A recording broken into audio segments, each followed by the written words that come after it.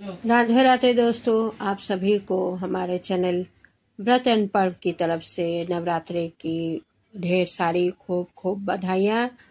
और आज का विषय है नवरात्रि क्यों मनाते हैं। ये अक्सर सभी के मस्तिष्क में आती होगी, जो जैसे कि दिवाली, राखी, कुछ ना कुछ इस विषय के पीछे कोई ना कोई राज छुपा हुआ रहता है, कोई ना कोई बात छुपी हुई रहती है।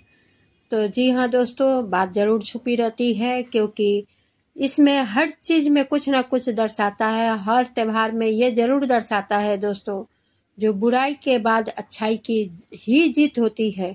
इसमें कि बुराई कितनी भी ताकतवर क्यों ना हो, कितने भी शक्तिशाली क्यों ना हो, इसमें बुराई के हारना ही होता है। और जीत कितना भी कमजोर क्यों ना है, देर लगता है लेकिन जीतता सच्चाई ही है।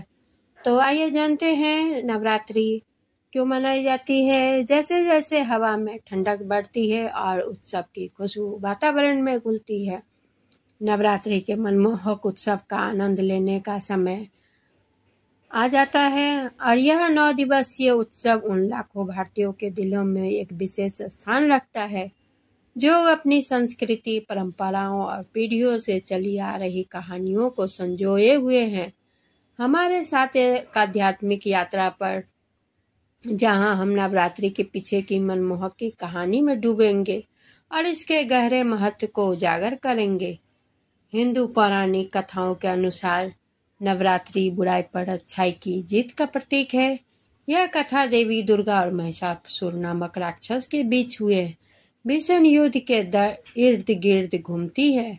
ऐसा माना जाता है कि महिषासुर ने अपनी शक्ति से अपार शक्ति प्राप्त कर ली थी, जिससे वह लगभग अजय हो गया था। संसार को उसके अत्याचारों से बचने के लिए देवताओं ने अपनी शक्तियों को मिलकर देवी दुर्गा की रचना की, जो दिव्य स्त्री ऊर्जा का अवतार है। 9 रातों और 10 दिनों तक देवी दुर्गा ने महिषासुर के विरुद्ध अथक युद्ध लड़ा और अंततः 10वें दिन, जिसे दशहरा या विजयदशमी के नाम से जाना जाता है, उनका वध कर दिया। नवरात्रि के प्रत्येक दिन देवी दुर्गा के 9 रूपों में से एक को समर्पित है और प्रत्येक रूप उनकी शक्ति और सामर्थ्य के एक अनूठे पहलू का प्रतिनिधित्व करता है।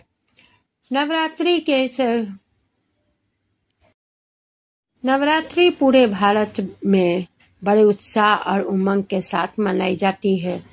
लोग देवी दुर्गा के विभिन्न रूपों की पूजा करने और उनका आशीर्वाद और सुरक्षा प्राप्त करने के लिए एक साथ आते हैं।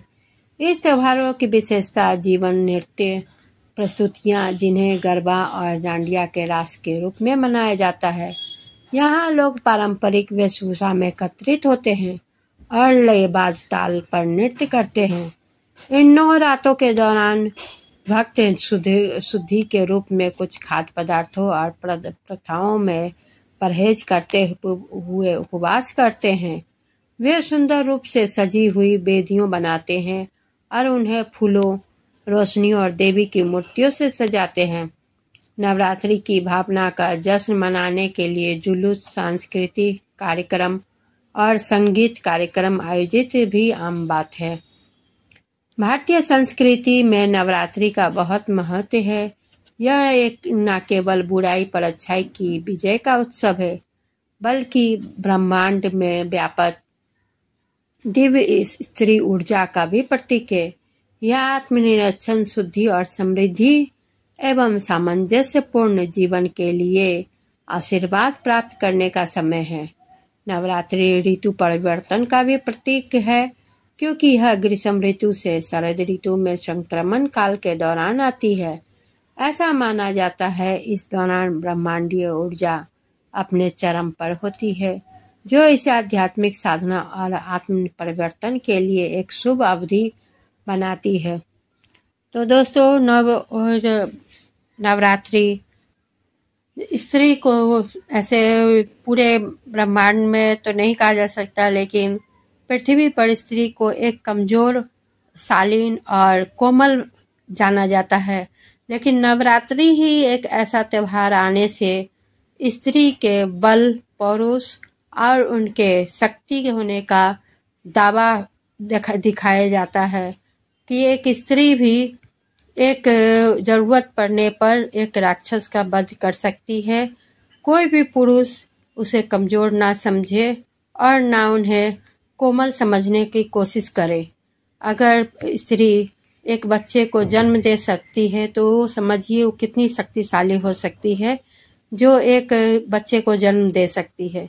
और 9 इसमें जो 9 रूप है माँ की, जो पहला शैलपुत्री, दूसरा ब्रह्मचारिणी, तीसरा चंद्रघंटा, इसमें 9 की जो अलग अलग जो गाथा है, जो उनकी कहानियां हैं, अद्भुत है। उनकी जनक जो है जन्म कथा भी है, वो भी अद्भुत है। वो किस तरह से महादेव की सिर्फ एक भारिया बनने के लिए किस तरह से वो तपस्या कर सकती है, क्योंकि स्त्री किसी अगर एक को अगर अपना पति रूप में मान ले, वो कितना भी शक्तिशाली या कितना भी वर्चस्व वाला हो, वो उसके तरफ घूम के भी नहीं देखेगी, ना उसके तरफ एक नज़र घुमाएगी, क्योंकि वो जिसको अपना पति मान सके या अपना मन दिल चुकी होती है, वो किसी और पुरुष के लिए कोई उनकी चाहत नहीं होती। ये भी एक माता का या नवरात्रि आने का बहुत बड़ा मान के चलिए, जो एक आप प्रेरणा समझ सकते हैं, ये प्रेरणा है।